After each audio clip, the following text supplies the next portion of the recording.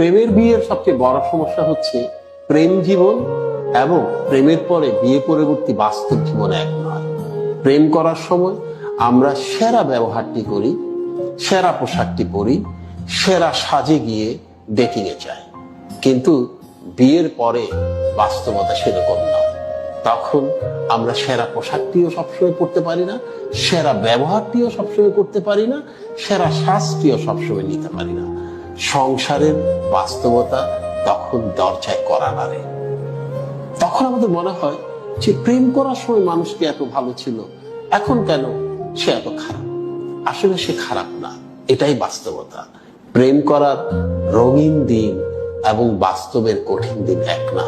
ব্যাপারটি আমরা যত দ্রুত বুঝতে পারবো, আমাদের সংসার তত বেশি শান্তির হবে। আসুন মায়া ছড়ে।